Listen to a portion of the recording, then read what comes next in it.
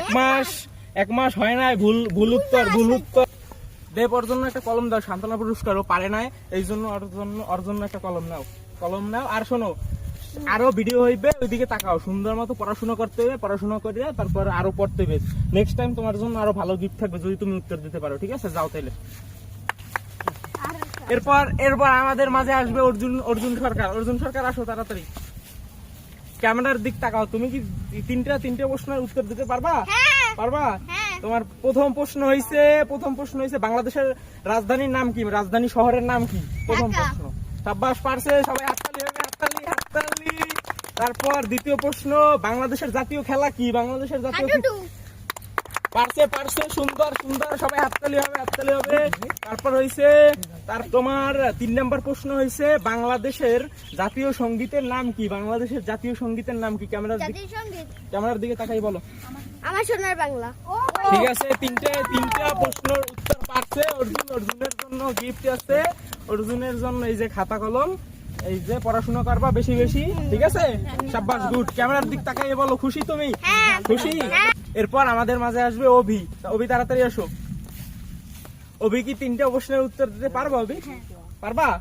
তোমার প্রথম প্রশ্ন হইছে ভাষা শহীদ দিবস কবে? ভাষা শহীদ দিবস কবে? হ্যাঁ, কোনো সাউন্ড হবে না বাইরে দিয়ে। ভাষা শহীদ দিবস কবে? ক্লাস 5-এ পড়ো।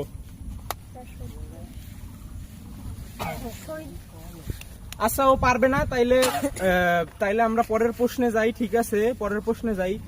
পরের প্রশ্ন হইছে মুক্তিযুদ্ধ কত সালে হয়েছিল? মুক্তিযুদ্ধ 1926 সালে।